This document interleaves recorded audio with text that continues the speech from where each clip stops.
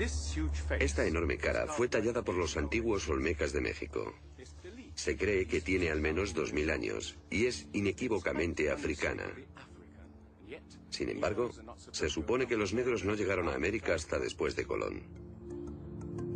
En su libro De la Atlántida a la Esfinge, el escritor Colin Wilson recoge indicios de lo que él y otros creen que son los rastros de una avanzada cultura anterior al comienzo de la historia.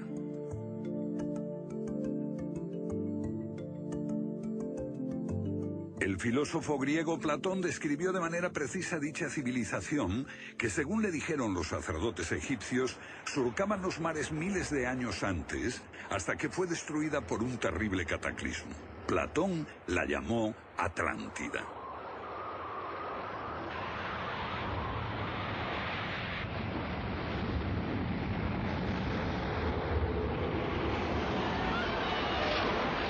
La Atlántida.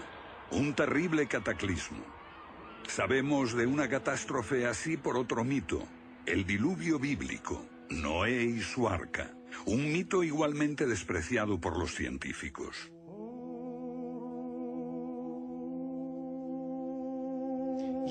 Cuando rechazan el diluvio bíblico y a Noé y el arca como una fábula, los científicos están ignorando el hecho de que hay cientos de mitos de diluvios en todas las culturas, aparte de las narraciones de Mesopotamia y de los hebreos, que dicen lo mismo sobre un desastre planetario que virtualmente borró al género humano antes del comienzo de la historia conocida.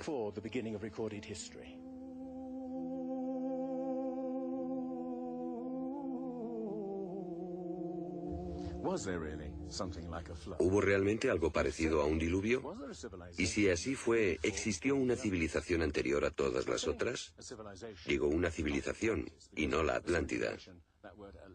Porque en cuanto se menciona la Atlántida, el científico exclama, «Oh, no», y deja de escucharnos.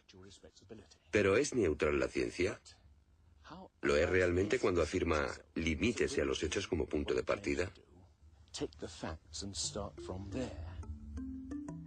La ciencia ha tendido a centrarse más en teorías que en hechos. Una teoría surge para explicar unos hechos, pero otros se dejan de lado. Nuevas evidencias pueden cuestionar la teoría, pero con frecuencia también son ignoradas. Llamamos a estos hechos anomalías, son evidencias que no encajan en la teoría. En su polémico libro Arqueología Prohibida, los científicos Thompson y Cremo muestran lo que ocurre cuando una evidencia contradice las teorías científicas.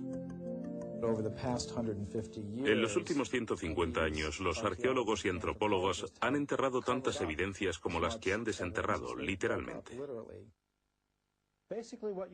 Básicamente estamos ante lo que llamamos un filtro del conocimiento. Este es un rasgo fundamental de la ciencia y de la naturaleza humana. La gente tiende a filtrar cosas que no convienen. Cuando los científicos ven que algo no se ajusta al paradigma aceptado, tienden a eliminarlo. No se enseña, no se discute, y la gente ni siquiera se entera de ello.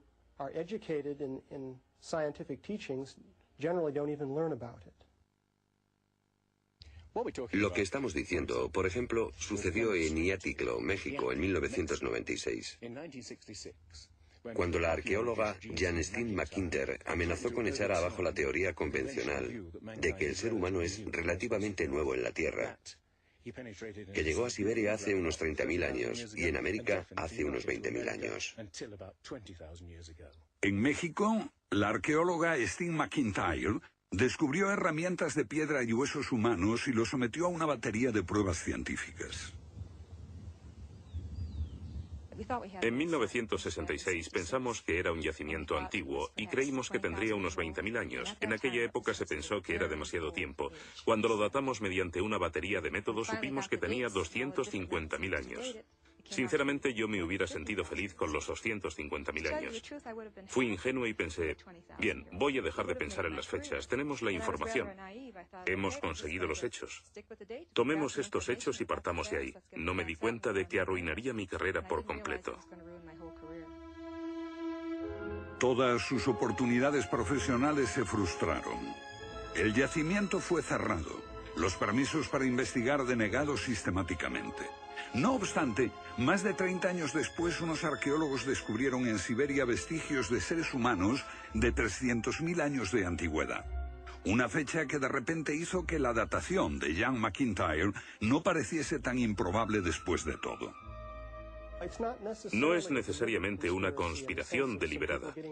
No decimos que se trate de personas reunidas en una habitación y diciendo, vamos a engañar a la gente.